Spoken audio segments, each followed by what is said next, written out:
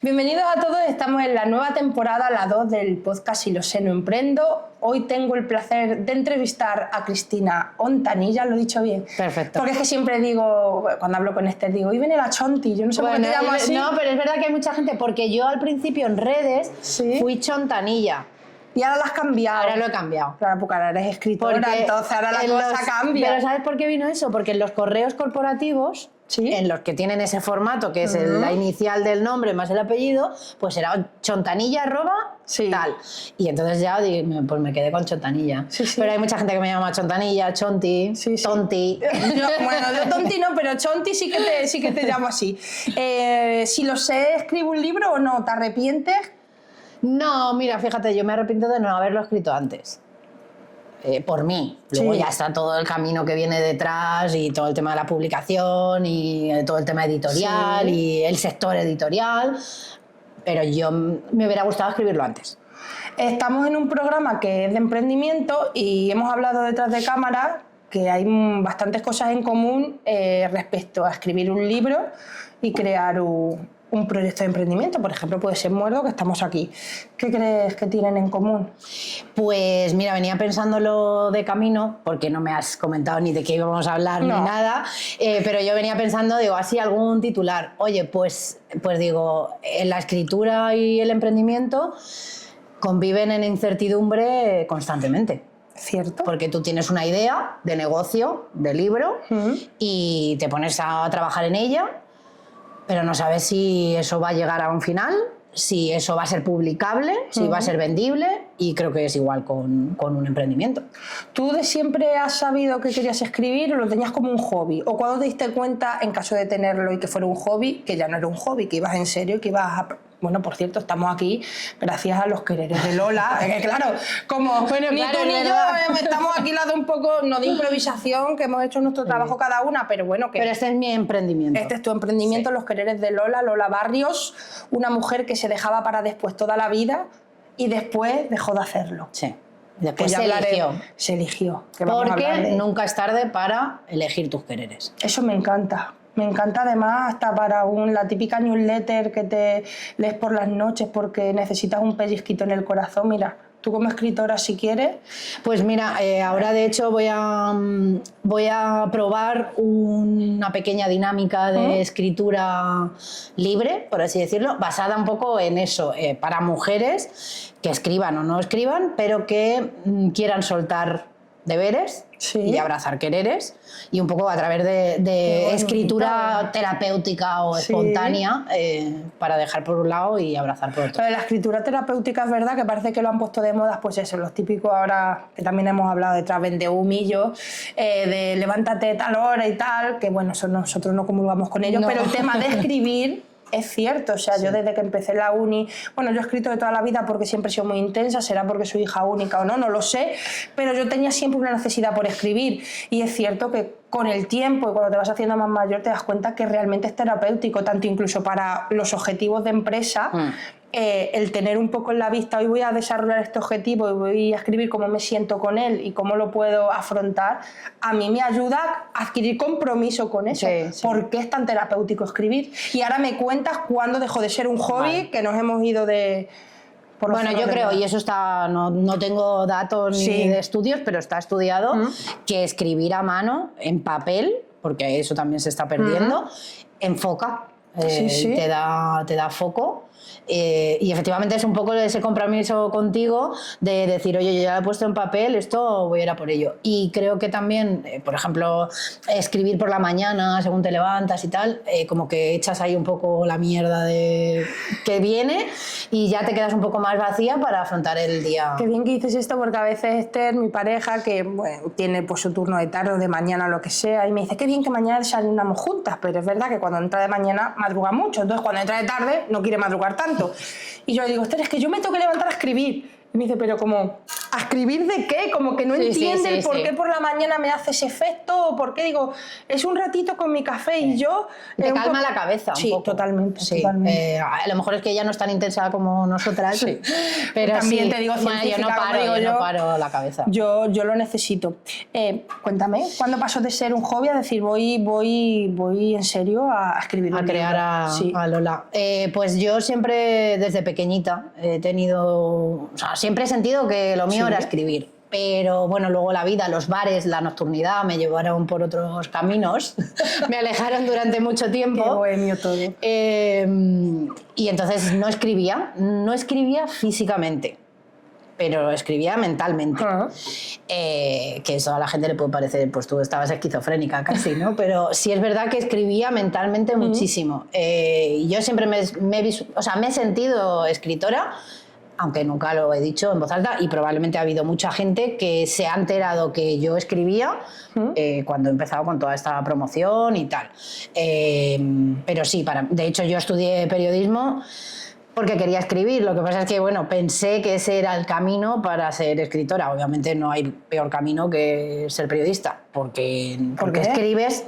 Hombre, porque escribes, pero ¿cómo escribes? O sea, en la prensa que tenemos a día de hoy y todo eso, que ese da para otro... Sí, eso da para otro melón. Entonces, bueno, yo me salí de la prensa, me pasé al lado oscuro del marketing, la comunicación corporativa, que, oye, pues da un poco de más estabilidad y tal, pero siempre he escrito. Lo que pasa es que ya vino la pandemia y a mí la pandemia me hizo bien, porque me encerró en mi casa, me sacó de la noche y de tal, y me encerró en mi casa. Entonces volví otra vez a escribir y ya me empecé a tomar más en serio, me apunté a cursos. Pero Lola no nace en la pandemia. Lola no nace en la pandemia, nace otra vez ¿sabes? Ese sentimiento de decir, yo quiero escribir. Empecé a hacer cursos de escritura creativa, de relato y demás, y pues en 2023 me hice un compromiso conmigo misma. O sea, me hizo la promesa de que yo no quería llegar a los 53 años como Lola, de no haber elegido lo que yo quería. Y lo que yo siempre he querido es escribir, pasar a novela, hacer una novela y escribir y dedicarme a escribir. Entonces, bueno, también Lola Barrios, pues obviamente lleva de mí cositas, porque fue un compromiso conmigo misma que dije, ya, hasta aquí. Y como o sea, yo cuando pienso en escribir, como te comenté antes, a mí también me gusta escribir mucho, por la intensidad, por lo que sea, porque soy hija única, no lo sé, pero me encanta y siento que estoy conmigo misma, es como la forma de estar conmigo misma más consciente. Cuando a veces he intentado escribir alguna cosa o algún relatillo y tal, me hago tremendo lío para crear la estructura de un personaje. ¿Cómo se va creando eso? O sea, hay una estructura... ¿Cómo se crea un plan de negocio? ¿Cómo se crea un negocio? No, a veces pues hoja por hoja, aparte lo juntas. Y aquí igual, o sea, los escritores se supone que hay dos tipos de escritores, aunque luego yo creo que la mayoría somos híbridos, de mapa y de brújula. ¿Vale? Si eres de brújula, pues tú tienes una idea y te sientas a escribir y vas creando hasta que terminas el borrador de la historia y luego vuelves y vas poniendo orden y forma y tal. O de mapa. Y de mapa tú sacas tu business plan. En este caso es una estructura creativa para terminar una novela, crear sus personajes, tener puntos de giro, dónde están esos puntos de giro, crear las unidades de información donde van a estar los capítulos, las escenas. Y todo eso lo vas armando. ¿Y eso no pasa más adelante? Te quiero decir, ¿se puede empezar un libro con esa estructura? ¿O esa estructura pasa después? Es decir, yo no sabría a veces, hombre, evidentemente capítulos, pues los primeros tienen que ser los primeros, que cómo van haciendo la historia, pero cómo una persona que está escribiendo un libro que todavía no sabe cuántos capítulos va a haber, ¿cómo coloca eso? ¿Me estoy explicando? Sí, ¿Cómo colocas todo eso? Si no lo sabes, vas de brújula. ¿Y tú lo sabías? Vas sobre la marcha. Yo lo sabía, sí, porque claro, yo trabajé toda esa escritura previa, que se llama el proceso de preescritura, y fueron 3 meses de preparar antes de sentarme a escribir. ¿Y eso en qué consiste? Y eso consiste en crear ese business plan, de oye, yo tengo una idea. Con esta idea, ¿qué voy a hacer? ¿Qué objetivos voy a tener? ¿Cómo va a ser mi producto? ¿Cuál va a ser mi modo de venta? Pues eso traducido a, yo tengo una idea con un personaje, pero ese personaje necesita tener vida, qué vida, qué pasado, qué presente, qué futuro, qué miedos, qué tipo de personalidad, cómo es físicamente, eso con todos los personajes. O sea, la vistes y todo. Claro. Qué heavy. Claro, por eso cuando yo, es verdad que a nivel lectora soy como solo de marketing, publi y todo esto, una mierda. Ahora que te vas a leer los quereres. Ahora me los voy, no, pero te lo prometo que me los voy a leer. Y fuera de esto solo he leído a Carlos Ruiz Zafón y a Joel Dique, porque me gusta mucho ese misterio, eso como de asesino, pero un pues poco... si te gusta Zafón, yo creo que mi... No, ahora va a ser Ruiz Zafón, Ontanilla. Joel Dique y la Chonti, hombre, eso ni lo dudes. Pero que veo, muchas veces yo cuando leo los libros necesito buscar actores de Hollywood o actores conocidos para ir poniendo un poco cara a ver a quién se me parecen. Entonces, claro, eso viene de ahí, de esa, supongo, que hablo sí, que no tengo ni idea, de ese detalle que los escritores hacéis antes escribiendo un poco, porque yo ya me imagino. Tú tienes que visualizar, claro. Sí, total. ¿Y cómo es para una persona impaciente como tú, que me lo has contado antes, que pasen esos 3 meses? 3 meses, sí, la vida se pasa volando, pero los 3 meses hay que vivirlo, de estar escribiendo ese esquema y luego decir, es que luego... ¿Cuánto tiempo te queda para terminar el libro? ¿Realmente? ¿Cuánto se tarda? Pues yo fui rápida. Y creo que ahí el ser periodista y el trabajar escribiendo y tal, a mí me ayudó. Porque después de esos 3 meses, yo estuve 6 meses escribiendo la historia. Historia que tú vienes con un business plan y lo llevas montadito, pero luego cuando viene la práctica...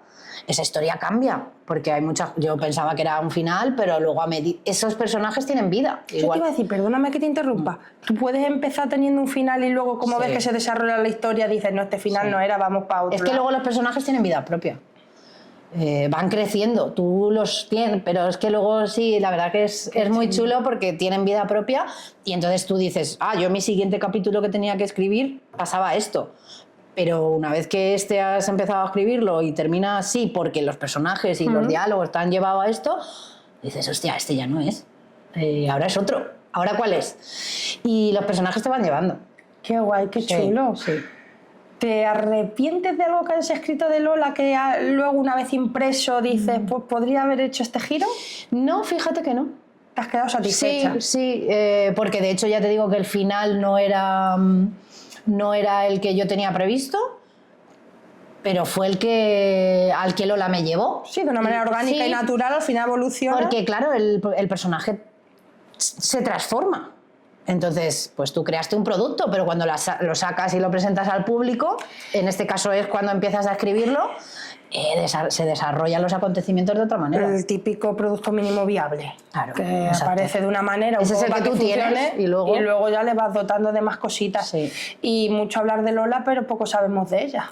Dinos alguna cosita. Bueno, ¿no? pues Lola Barrios lo podemos leer ahí. Tiene 53 años, es una librera de Guadalupe, Extremadura, que es un pueblo muy bonito pero muy chiquitito. Lleva toda la vida cuidando a su padre enfermo, llevando su librería y viviendo por y para el cuidado de su padre y sus deberes, y sin elegirse. Ella guarda un secreto, que es que escribe relatos eróticos en un blog anónimo. Ella siempre ha querido escribir y ser escritora, pero la vida, por determinadas circunstancias que van apareciendo ahí, le llevan a dedicarse a cuidar a su padre. Hasta que un día tiene un encuentro con una tarotista muy peculiar y extravagante, de más de 70 años, edad indefinida, y a partir de ahí le empiezan a pasar cosas. ¿Encuentro de qué va? ¿A echarse las cartas o romántico? No. Mira, tengo una amiga que también me preguntó, ¿cuándo vas a sacar un personaje que sea tal y tenga un encuentro con otra mujer y tal? Digo, bueno, pues ya vendrá. No, pero como has dicho, tiene un encuentro, yo no sé si es un encuentro místico, por así decirlo. Tienen ahí un contacto, a partir de ahí se suceden una serie de cosas relacionadas con su madre y entonces la tarotista le dice...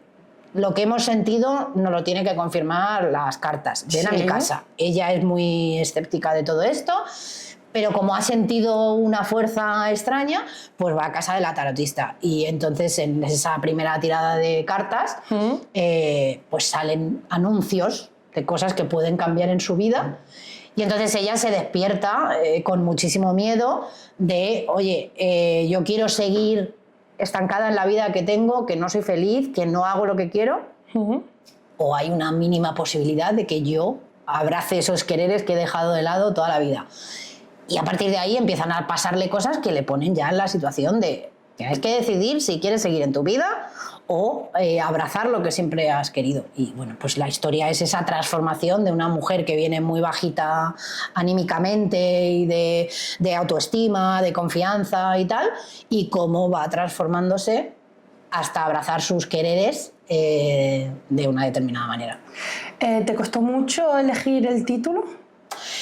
Pues el título salió y cuando lo leas verás que hay una escena en el que y el título se creó solo, porque yo no lo tenía pensado. Para mí siempre era borrador La librera de Guadalupe, que no hay nombre más generalista porque hay muchas películas y tal así, pero para mí era La librera de Guadalupe. Espera, te pongo en pausa. Está grabando, ¿no? Yo creo que le he dado. ¿Se mueve el número? ¿Te imaginas que no? Sí, porque se está... Espérate. No sé qué le he dado, no, que sé que le he dado, Esto es el típico miedo. ¡Sí, vamos! Espera. Play. El título. El título se creó solo. Para mí era La librera de Guadalupe y en una escena nació solo Los quereres de Lola. Es muy original y muy pegadizo. Pues a mí me gustaba, pero empecé a dudar. De hecho, a los suscriptores que tengo en mi blog de Substack, Escribir porque sí, que me podéis seguir también, les hice una encuesta y la encuesta salió negativa. ¿Y cuál era la otra opción? No, o sea, no pregunté otra opción porque no la tenía, porque para mí salió Los quereres de Lola. Pero la pronunciación es muy difícil, los quereres no todo el mundo a lo mejor lo entiende. También hice un poco de encuesta en México, como yo trabajo para México, ¿sí? y también lo iba a presentar en México. Si se entendía lo de los quereres, pues unos sí, unos no. Fíjate que no salió. Que está muy... O sea, es muy general, ¿no? O sea, te quiero decir, muy... Mira, y en México además, con esta cantante, no me acuerdo cómo se llama, pero que es tu mala forma de querer y también habla de quereres en la canción La Furcade o algo así. Que nunca se puede... La Furcade. Pues que a mí me encanta esa canción, o sea que tiene mucho que ver con el trasfondo de lo que tú comentas. Se puede llevar al amor, se puede llevar a la vida, al trabajo, a la dedicación hacia otros... Sí. O sea, a mí me parece... Pues aquí pues igual, también pasa con el nombre de un negocio, que tú crees que es uno y no, sí. Pues aquí igual. Pero oye, yo al final dije, yo voy a registrarlo como Los quereres de Lola, voy a hacer las propuestas editoriales como Los quereres de Lola y que luego sea el editor con una visión un poco más general del sector. Más comercial, que es importante también. Que me diga si seguimos con Los quereres de Lola o no. Y me dijeron que sí. Entonces... Antes de meternos con el tema editorial, Chicha, ¿te imaginas? Esta pregunta se me ha ocurrido ahora, pero como pasa tanto, ¿te imaginas una serie? En Netflix pues o en cualquier sitio. Yo sí, si alguien que se dedica a la producción... Nunca se sabe, yo ya viendo que hablo de cosas de muerte y me sacan en prensa y no sé quién me... Nunca se sabe, Cris, Pues si hay algún productor audiovisual que se lea Los quereres de Lola porque se presta muy bien a una miniserie de Netflix de 8 capítulos, yo ya los tengo planeados. O sea, veo que ya tienen el esquema todo. Total, porque además la localización no puede ser mejor. Está ambientada en Guadalupe, que es precioso. Guadalupe es otro personaje de la historia, por así decirlo, y me parece que da una ambientación perfecta para una serie. Y aparte, la última, no me acuerdo y soy malísima para los nombres, Javier Castillo, ¿no? Sí. La última serie del Cuco de Cristal está grabada en Extremadura. Yo es que soy la típica friki que ve series y me mira a Esther muchas veces, para quien no lo sepa, mi pareja, bueno, es que a ver, está en mi vida. Claro. Está todo mezclado. Está todo mezclado en esta vida. Y me dice, ¿qué haces? Yo soy de buscar elenco, ¿dónde se grabó? ¿Dónde tal? Entonces se grabó en Extremadura. O sea que pueblo con neblina, bueno, que la tuya no es... Lo visualizo totalmente y de hecho... mientras yo escribía, para mí siempre hubo una Lola Barrios que existe en la vida real, físicamente planteada para que fuera la o sea, actriz. ¿Tú ya pensabas en esa posibilidad? Sí, yo me imaginaba a Ángela Molina. Oh, buenísima. Entonces, La vi en cuando lo Malasaña leas, el otro día. pues mira, blanquita, con su coleta negra, con la ese canosa, pelazo. pero pelazo largo la lleva. Sí. Sí, fíjate. Sí, o sea, me lo tienes todo. O sea, sí, yo sí, ojalá tuviera contactos y tal, porque sí que creo que es una historia... Te encasilla, no sé si está bien formulada la pregunta, pero en este tipo de género, la novela no es un género, ¿no? Sí, Es que, bueno, sí, aquí pero somos bueno, naturales. el género es ficción contemporánea a la sí. que le puedes añadir femenina. Vale. Porque, bueno, es una protagonista. ¿Pero te ves escribiendo otro tipo de cosas o no? Me veo escribiendo... Bueno, yo he escrito erótica, tengo un relato también publicado en una colección, tengo un relato de un gato japonés en una colección de gatos japoneses, o sea que, bueno... ¿Qué hablas de ese gato japonés? Pues ese gato japonés al final es una persona. Lo que pasa es que eso, pásamelo luego. Sí, está publicado en una antología que todos los relatos son de gatos japoneses. Qué cabeza, ¿no? Más creativa, que tiene que pasar por ahí dentro. Bueno, ¿verdad? pues al final es tener una historia, da igual, quiero decir, la historia la puedes tener con el ketchup que tienes ahí dentro. Lo que pasa es que, bueno, le tienes que dar vida, claro. Le tienes que desarrollar. Claro. Bueno, vamos a la chicha más chicha, la chicha de Lola y la chicha de las editoriales, ¿no? Porque yo no tengo ni idea, pero si veo desde fuera un poco... pues lo que me supondría a mí trabajar con un editorial o la palabra editorial es como muy gorda, ¿no? Te impone y te puedes hacer unas expectativas que luego no sé si se cumplen o no se cumplen. Entonces me gustaría saber un poco cómo tú, y más siendo tu primer libro, porque no es lo mismo tener el primero que tener 4 o 5 y ya tienes otro bagaje y otra experiencia, cómo veías tú que iba a ser el trabajo con una editorial y cómo ha sido después, ¿no? Un poco lo que compras, lo que te lleva a casa. Bueno, a ver, decir que es un mundo complicado pues es obvio, porque es un mundo muy complicado, ahora mismo colapsado por 4 o 5 grandes voces en el mundo hispano y muchísimos influencers y 2 o 3 sellos a nivel mundial. Luego están las editoriales independientes, que son pequeñitas, que apuestan por nuevas voces y demás y hacen lo que pueden. Entonces, es muy difícil llegar a una gran editorial, salvo que vayas con un agente literario, hagas una inversión y te adaptes en parte a lo que puede pedir una gran editorial. Y si no, pues tienes la vía de la autopublicación, que eso sí que es emprendimiento puro y duro, porque lo haces tú todo. Y luego tienes la parte de editorial más pequeña. Sí. Bueno, yo siempre quise trabajar con una editorial porque quería pasar por el proceso. A mí me gusta mucho aprender y creo que he venido a la vida para aprender. Entonces, pues yo ya había aprendido a hacer una novela, mi siguiente paso era editar una novela con un editor. Entonces yo no me planteé nunca autoeditar. El proceso de editar con un editor, pues oye, también te da mucho aprendizaje y bagaje para la siguiente. Porque si tienes que decir... en un resumencito, ¿en qué consiste ese proceso? Bueno, pues tú tienes un borrador que has hecho tú, con lo que tú sabes y lo que tú crees que es una novela. Luego ese borrador lo compartes con lectores beta, que puede ser tu madre, tu tía... el típico Friends and Family. Claro. Yo lo compartí también con gente que no tenía tanta cercanía y tal. Ellos te hacen unos comentarios como lectores, pero son lectores de su casa, no son profesionales. Yo no pasé por lector profesional, que también es un servicio que se puede contratar.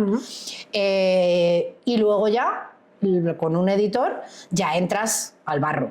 Y el editor te dice esto fuera, aquí tienes que meter más explicación, aquí tienes que meter más detalle, este personaje no queda cerrado, lo tienes que cerrar, o este personaje le falta profundidad. Entonces al final vas entrando en... De la versión original a la editada y que luego ha sido publicada, ¿hay mucha diferencia? Hay cambio. Mira, mi amiga Mary, que tú la conoces, fue lectora beta. Sí. Y ahora acaba de terminarse el libro. Y según ella sí hay bastante cambio. Sí, sobre todo... Bueno, pues hombre, yo creo que te da una profesionalidad el trabajar con un editor. ¿Y cómo gestionas?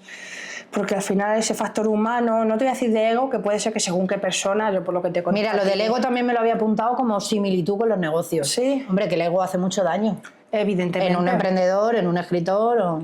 Por eso te digo que si aquí no sé si te ha sido tocado ese ego por el editorial, hacerte tantos cambios, al final tú vas con tu... No, a ver, tantos cambios no. Pero tienen que ser cambios que merezcan la pena. Si me vas a reescribir la novela, entonces la novela es tuya, no mía. Claro.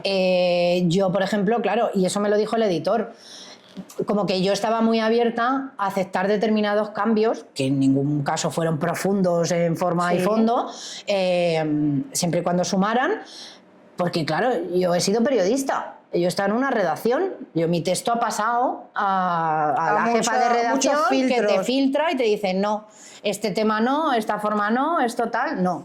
Y yo a día de hoy que he trabajado en agencias, ahora trabajo en un departamento corporativo, pero yo mis textos también los paso.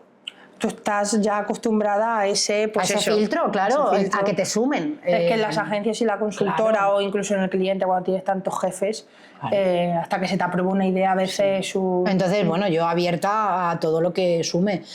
Por ejemplo, en la parte tiene algún contenido erótico, festivo, porque ella escribe relatos eróticos y ella tiene como un alter ego, obviamente.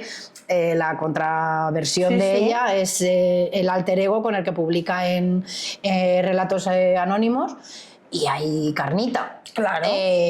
Pues ahí el editor entró y me dijo, aquí tienes que meter más carne. O sea, esto es un relato erótico, pero aquí le falta chicha. Mete por aquí, mete por allá. Ese periodo, por ejemplo, yo me divertí mucho. Fue en verano, el verano pasado, y estaba en mi casa y muchas veces me reía y me decía mi madre, ¿qué haces? Digo, nada, el editor que se ha puesto guarro me está metiendo aquí que meta... Entonces, bueno, tiene versión explícita, ¿no? Sí. Pero bueno, eso está guay también porque al final, como tú dices, te van guiando y bueno, y se aprende, para la segunda se aprende. He visto que vas por la segunda edición. Sí. ¿Cómo se recibe eso? Porque eso es un triunfo. Pues a ver, es que hicimos preventa y la primera edición se consumió en un mes. Hay que decir que las tiradas de una editorial pequeña no son la de Juan de Val, ¿sabes? Sí, de Premio Planeta. Pero podría perfectamente haberse quedado en una. Vamos, o sea, tampoco te quites tu mérito. De hecho, la media de autores españoles que publican al año, la media son 3.000 libros, pero ten en cuenta que tienes a un Juan de Val que gana un Planeta, que tienes a María Dueñas que saca un libro, o Rosa Montero, o Isabel Allende, que esos venden 2 millones. Claro, que también... Y la media... ¿Ves? Esa similitud la hago con Muerdo, Mundo de Hamburguesas, que venimos pico pala, pero hay marcas o negocios tan grandes, con tantos recursos y demás, que al final es muy complicado o llevas un proceso mucho más lento a la hora de darte a conocer y de tener esa visibilidad. Eso es 100% lo mismo. Porque al final, volviendo otra vez al tema editorial, las editoriales pequeñas hacen lo que pueden, que es publicar. Y ya como que te abren una puerta y eso se agradece. Pero, por ejemplo, todo el tema marketing... ¿Y la comunicación, la estrategia, la lleva el editorial o lo llevas tú? Yo, en mi caso, he metido mano en todo y la editorial se ha quedado donde ha podido. A día de hoy, toda la campaña de comunicación que estoy haciendo, la estoy haciendo yo. Esta semana he grabado con Telemadrid para un programa cultural, todo yo, pico pala. Escribiendo mail, tocando puertas. Entonces haces de todo, haces de escritora, pero yo también estoy haciendo de PR y de comunicación. Mujer orquesta, sí. Claro, es que al final cuando una tira recursos limitados es que tampoco te queda de otra. Quizá el crecimiento es mucho más lento, pero lo que yo digo, lo que yo he ido viendo, haciendo la similitud con lo que yo vivo aquí en Muerdo, siento que es más sólido. Hay veces que si vas muy rápido, ojo, que también hay circunstancias que puedes ir rápido y puede ser igual de sólido, pero volviendo al mundo hamburguesa, ahora no paran de cerrar hamburgueserías y yo me veo y digo, ojo, pues te cuesta tu trabajo, pero no voy a cerrar, estás aquí resistiendo. Claro. Entonces, hay ciertos sitios que te abren 3 del tirón y pasa un año y están las 3 cerradas y dices, ¿qué ha pasado? Pues que a lo mejor los pilares no eran tan sólidos como... ¿Cómo puede ser aquí? Y bueno, al final el meterte también en un sello grande, y esto por ejemplo se está viendo ahora con David Zuclés, que ha ganado el premio Nadal, que se ha cambiado de editorial a una más grande, pues ese chico ahora lo ves en todas las revistas, en todos los especiales, en todos sitios, y yo digo, me da cosita. porque creo que le están sobreexponiendo, eso te aleja de tu trabajo que es escribir, te mediatiza, estás movido como una marioneta por un sello editorial grande que tiene unos objetivos y tal, y yo digo, vamos a ver cómo termina. Eso a ti te echa para atrás, o sea, llegar a ese punto algún día... Bueno, me gustaría tener la opción de decidirlo, la verdad. Hombre, o sea, me pueden llamar y lo vemos, ¿sabes? Que por lo menos, a lo mejor no tanto como David, pero nos quedamos medio camino que está... sí, está porque, bueno, pues oye, yo por ejemplo estoy contenta con la historia que he escrito. Creo que tiene un mensaje muy positivo para lo que hablábamos antes, mujeres maduras en el entorno rural, que están muy metidas en los deberes de su vida, en el qué dirán, en la vida que me ha tocado, y creo que dar el mensaje de que con 50, 60 o X años tú puedes elegirte y puedes elegir tus quereres y puedes cambiar tu vida para ser más feliz, pues creo que es un mensaje bonito y me gustaría llegar a más gente. Y si encarna a esa mujer, ¿te has planteado hacer una estrategia de comunicación, retransmitirla por redes, yendo a los pueblos a modo político? Es que a lo mejor despiertas almas, despiertas mujeres que están allí, que sí, que el tiempo y los recursos son limitados, pero bueno, eliges 2 o 3 pueblos y dices, bueno, pues lo voy a retransmitir, pues un poco escribir esa campaña detrás. Yo es que lo veo, yo lo consumiría en redes, la verdad. Sí, lo que pasa es que, bueno, volvemos otra vez a lo de antes. Ojalá este fuera mi única dedicación, pero claro, yo tengo un trabajo y además trabajo en un uso horario diferente al mío, que he hecho más horas que un tonto y esto me roba más tiempo de mi vida y me quita de escribir mi segunda novela. ¿Ya has empezado? Ya he empezado. Y una tontunita así que nos puedas decir aquí. No, porque estoy todavía muy insegura. Vale, bueno, a ver, no nada trascendental, pero claro, una pincelada. Es una historia también, protagonista mujer. En este año pasamos de 53 a 43, pasamos de Guadalupe a una exitosa mujer que vive en Madrid, en un puesto de responsabilidad en una agencia de comunicación, de publicidad y marketing, pero que por dentro está rotita. Ella es de Almagro, ahora ya me lo llevo a mi tierra, a La Mancha, y bueno, tiene que volver a su pueblo hundida por determinadas razones y ayudar a su familia, y descubre una maldición en su familia, de sus ancestros, de generaciones, de vidas pasadas. Pero aquí ya le están metiendo un poco de siniestritud, ¿no? No, lo que pasa es que misticismo y estos temas... te encanta. Sí, los domina entonces bien. la Petra, que es de la tarotista de esta novela, también es un crossover con...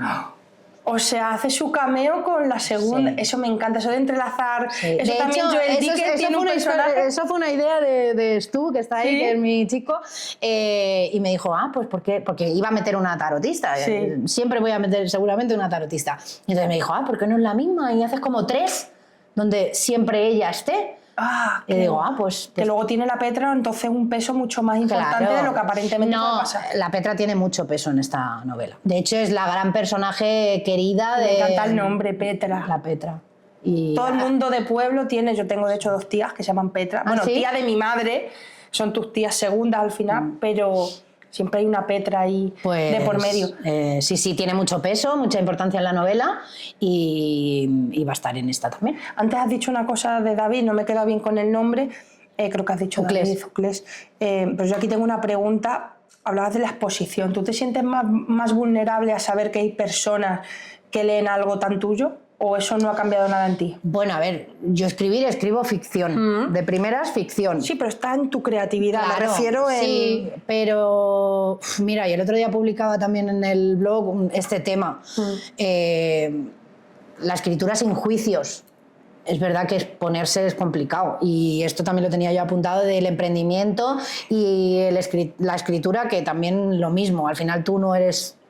tu negocio, o sea, tu negocio no es solo tu negocio, tu producto, eres tú, y tú te expones y tú tal, pues esto es igual, pero es que si no, que se queda ahí, ya. ¿Qué hago con eso?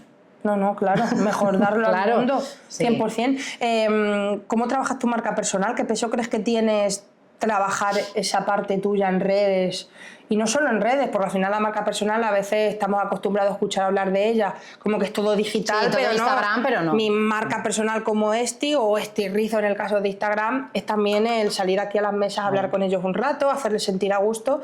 Entonces también tiene esa parte física. ¿Cómo lo trabajas y qué peso crees que tiene? Pues mira, por ejemplo, creo que, bueno, en este caso tiene mucho peso. Hablábamos antes de, tardé un mes en vender la primera tirada, la primera edición. Y eso fue por toda la gente de Puerto Llano. Desde aquí siempre agradecimiento máximo a la gente de Puerto Llano, porque se volcaron con la preventa. ¿A qué le importa a la gente? Le da igual que escribas un libro de marketing, que escribas un libro de ficción, que escribas un libro de niños. Al final te están comprando tu libro, el libro de Cristina Ontanilla, que es hija de Prado y Santiago, los Ontanilla de Puerto Llano y tal. Entonces, tu marca personal a todos los niveles es importantísima, física, online o donde sea. Pues igual, en México fui y la gente que vino a la presentación y los libros que se venden y tal es por mí. En este caso, por ejemplo, tampoco la editorial, porque al final soy yo. Sí.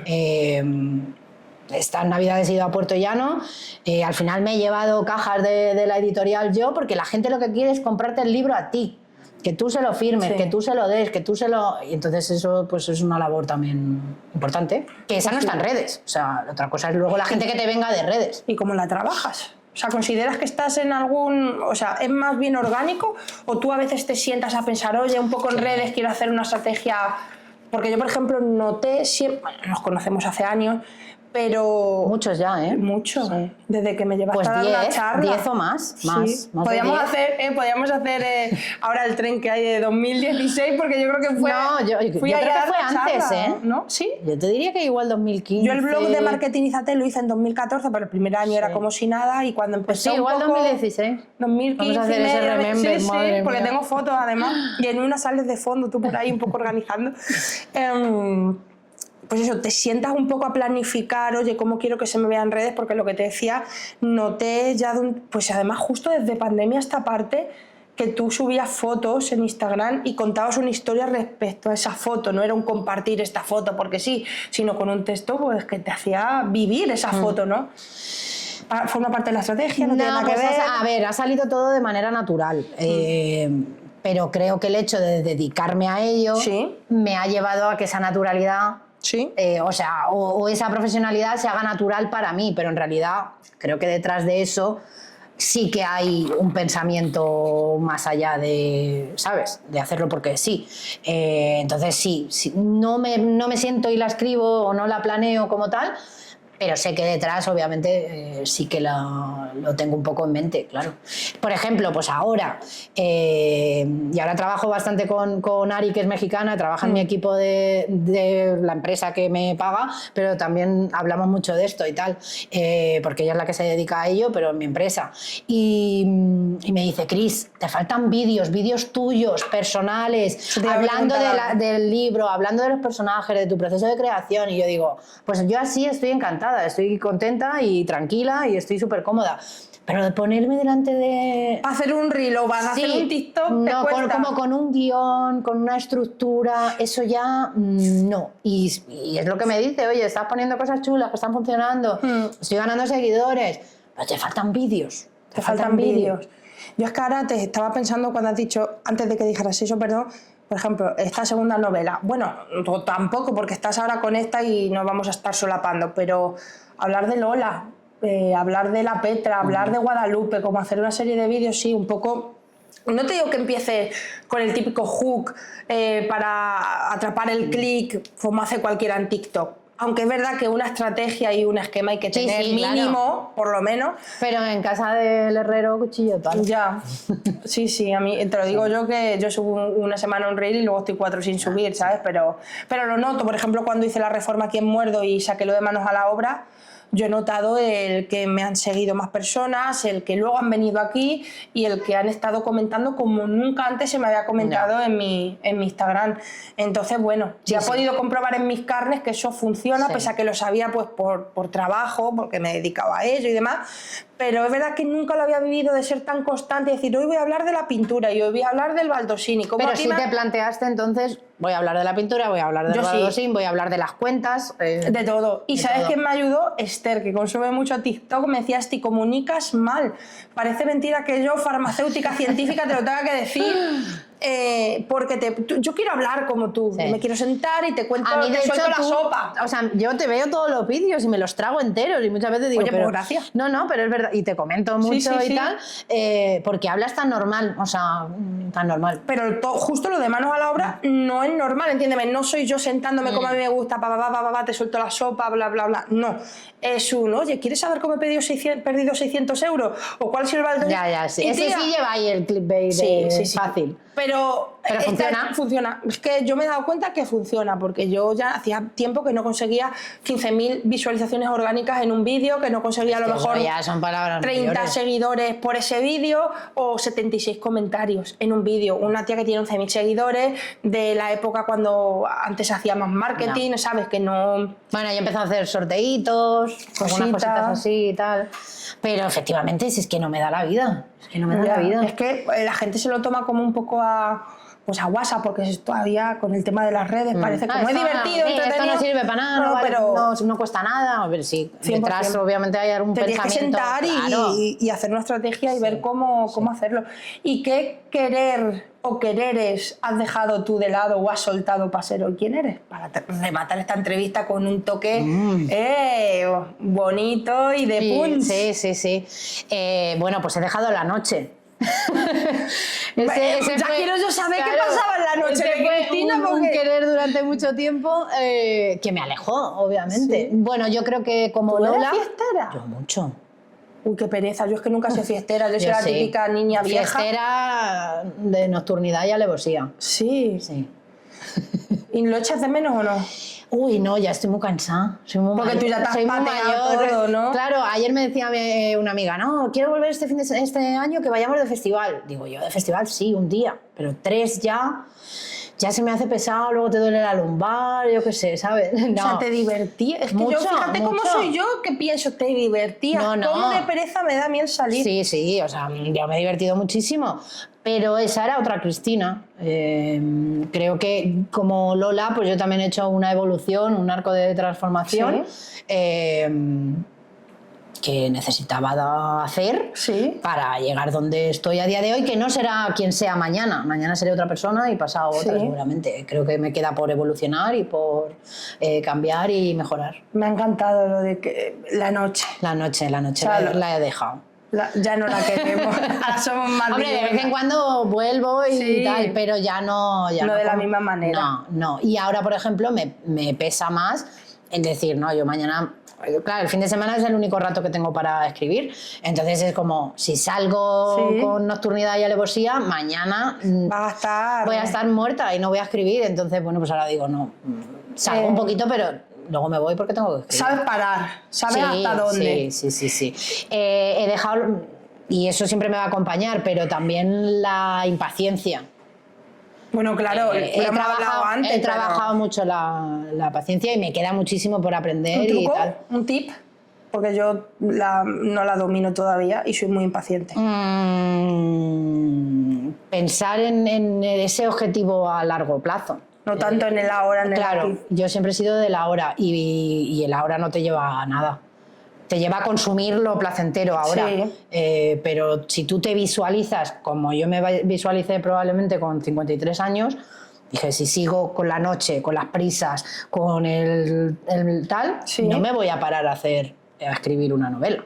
Entonces, y lo mismo con el CrossFit que también te hablaba antes, o bueno, con el deporte o tal, también me ha ayudado muchísimo a quitarme esa impaciencia, porque el CrossFit además llegas y eres un paquete tremendo, y esa base de seguir yendo. Pero tú, yo te he visto, levantas unas movidas brutales. Bueno, ahora ya estoy más tranquilita, pero sí, pero claro, también es diario. Ir, pues esto es igual, como un negocio cuando no tienes resultados, al día siguiente vuelves. Un día pues las mesas vacías no definen el proceso, pero ojo cómo pesa. Sí. Que quería yo terminar con esta pregunta tan romántica y tan chula e intensa, pero es que has dicho una cosa y se me ha ocurrido ya otra cosa, claro, como los personajes realmente vamos desarrollando. alguna me sale la palabra, ¿Alguna tiquismiqui? No. ¿Alguna recomendación o algo? No. A la hora de escribir, ¿tienes alguna petición, algún requisito? ¿Eres tiquismiqui? Eso. Es que o algún ritual. Algún ritual para escribir donde con café, sin café, en el sofá, escrito a papel y boli, con ordenador, en algún lugar determinado. Pues mira, Los quereres de Lola se ha escrito en mi piso de antes, se ha escrito en Villa Ontanilla, que me encanta escribir en casa de mis padres, se ha escrito en un escritorio, en la piscina, en un avión, en el AVE. Vamos, que te adaptas a cualquier situación. Sí. Rituales que me hacen sentarme a escribir, pues también, por ejemplo, con Estu solemos hacer el fin de semana, oye, pues que sí, un cafecito, un tecito, no sé qué, encender unas velitas de estas que huelan, algún stick de incienso, entonces es como que ya ese es el detonador de ahora ya nos sentamos a escribir. Ya tenemos el contexto, todo. Eso me pasa a mí, pero con la comida delivery. Yo también me preparo las velitas con las cosas y pido una tontunita. Oye, muchas gracias por venir. Nos tienes luego que venir a la segunda novela. Bueno, ya... de momento léetela. No, la recomendamos. La recomendamos, claro. Los quereres de Lola. ¿Dónde lo pueden comprar? En la editorial, en la página web de la editorial, Coleman Ediciones, en Amazon. Y te pueden escribir a ti, ¿no? Me pueden escribir a mí también. Me pueden seguir en Instagram, Cristina Ontanilla. Pueden seguir también mi blog en Substack, Escribir porque sí. ¿Qué es eso del Substack? Que todo el mundo lo sube ahora y yo me pues es una red social, en modo, son como lo llaman newsletter. Para mí es un blog, donde puedes compartir notas, que digamos que es como el feed, y puedes escribir blog, que son como newsletter, porque se mandan a todos los suscriptores. ¿Y te llega el mail? Y te llega el mail. ¿Qué cosas? Como toda la vida, una newsletter. Sí, y bueno, pues también ahí. Y luego pues en todas las librerías de confianza, FNAC, Corte Inglés y demás. ¿Y en las pequeñas? En las pequeñas también. Lo que pasa es que es probable que tengan... Claro, es probable que tengan que ir a pedirlo. Y entonces les tarde un día. Sí, bueno, pero recomendamos... La paciencia, claro. La paciencia recomendamos practicarla, que te va a venir bien para todo. Sí. Pues muchas gracias. Gracias a ti. Un abrazo. Me encanta tenerte. Mil gracias. Ya sabéis, Los quereres de la Lola Barrios. Yo me los voy a leer. Te va a gustar, yo creo que te va a gustar. Estoy segurísima. La Petra habla... Uy, la Petra, lo de la Petra... Habla extremeño y aparece todo en cursiva porque habla extremeño. O sea, que es que te has mimetizado y todo con los dialectos y... Claro, mira. Mira, ahí lo he visto. Estás alela. ¿Te vas a quedar callada? Claro.